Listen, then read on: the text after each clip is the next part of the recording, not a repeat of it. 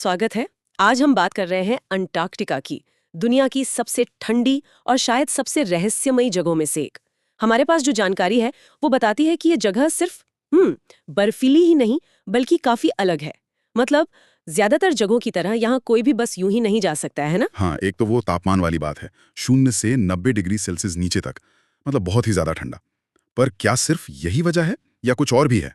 लगता है कि असली कहानी 1950 के दशक की अंटार्कटिक संधि से जुड़ी है। तो चलिए इसी पर थोड़ी और बात करते हैं। हाँ बिल्कुल, ये जो अंटार्कटिक संधि है ये 1957-58 के आसपास बनी थी। असल में ये कई देशों के बीच का एक आप कह सकते हैं समझौता है। और इसका जो मुख्य मकसद है वो है अंटार्कटिका को सिर्फ शांतिपूर्ण वैज्ञानिक कामों के लिए, मतलब रिसर्च वगैरह के लिए सुरक्षित रखना। अच्छा। और हाँ, संधि ये भी साफ करती है कि अंटार्कटिका पर किसी एक देश का हक नहीं होगा। किसी का नहीं, लेकिन मैंने सुना था कुछ देशों ने दावे किए हैं। हाँ, दावे किए हैं। 7 देशों ने इसके अलग अलग हिस्सों पर अपना दावा जताया हुआ है। पर संधि के हिसाब से वो दावे एक तरह से रुके हुए हैं। आम लोगों का आना जाना तो यहाँ लगभग बंद ही समझिए। बंद है पूरी तरह। लगभग, सिवाय कुछ खास टूरिस्ट जहाजों के। और वो भी पूरे महाद्वीप में नहीं घूम सकते, बस प्रायद्वीप के कुछ हिस्सों तक ही जा सकते हैं, जो कि एक छोटा सा इलाका है। तो फिर ये जो पाबंदियां हैं इनके पीछे सरकारी तौर पर क्या वजह बताई जाती हैं, हमारी जानकारी में क्या है? हाँ, देखिए, आधिकारिक तौर पर 2 मुख्य कारण दिए जाते हैं। पहला तो है पर्यावरण की सुरक्षा। पर्यावरण? वहाँ क्या ऐसा खास? बर्फी बर्फ तो है। नहीं नहीं, ऐसा नहीं है। अंटार्कटिका में गजब की चीजें हैं। मतलब ऐसे जीव जो कहीं और मिलते ही नहीं।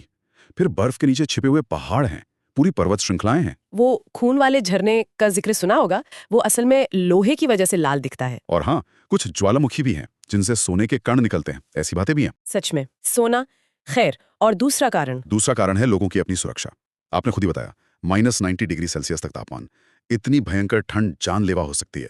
वहां खो जाना या किसी मुश्किल में फंस जाना बहुत आसान है, बहुत खतरनाक जगह है। ठीक है, ये तो हुई आधिकारिक बातें, लेकिन यहाँ मामला थोड़ा और पेचीदा हो जाता है ना। जानकारी में कुछ अजीब और रहस्यमयी सिद्धांतों का भी जिक्र है। ऐसा क्यों? सही कहा। देखिए, अंटार्कटिका इतना अलग थलग और रहस्यमयी है कि कहानियां तो बनेंगी ही। एक मशहूर कहानी है अमेरिकी खोजी एडमिरल रिचर्ड बर्ड जूनियर की। हाँ हाँ, मैंने सुना है उनके बारे में। कहा जाता है कि उन्हें वहां अगाथा नाम की एक छुपी हुई सभ्यता मिली थी, जमीन के अंदर बसी हुई। अब ये सच है या नहीं, कौन जाने।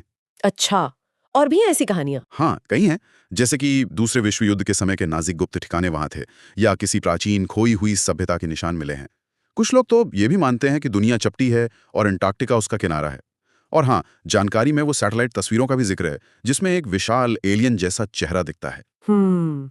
लेकिन ये सब तो बस कहानियां और अटकलें ही है ना? मतलब इनका कोई पक्का सबूत तो नहीं है? बिल्कुल सही। ये सभी सिद्धांत और अटकलें ही हैं जिनका जिक्र हमें मिली जानकारी में है। पुख्ता सबूत किसी का नहीं। और यहीं पर वो अंटार्कटिक संधि की अहमियत समझ आती है।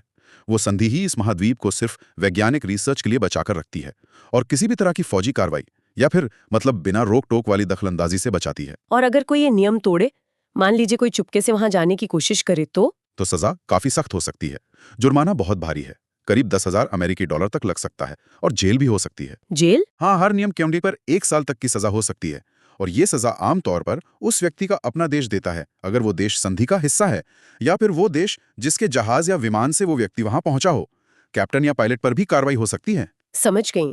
अच्छा, और हवा की बात करें तो क्या अंटार्कटिका के ऊपर से विमान भी नहीं उड़ सकते, ऐसा भी कुछ है? हाँ, ये दुनिया के सबसे बड़े नो फ्लाई जोन में से एक है, मतलब जहां विमान नहीं उड़ सकते। क्यों?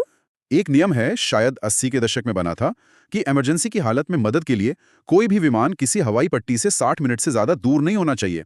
अब अंटार्कटिका में ऐसी हवाई पट्टियां या सुविधाएं हैं ही नहीं, ना के बराबर हैं। इसलिए जो आम कमर्शियल फ्लाइट्स होती हैं वो यहाँ से बचकर निकलती हैं। तो फिर वहां लोग पहुंचते कैसे हैं जो वैज्ञानिक वगैरह जाते हैं? उनके लिए खास चार्टर्ड विमान होते हैं। वो रिसर्च स्टेशन के कर्मचारियों को लाने ले जाने का काम करते हैं।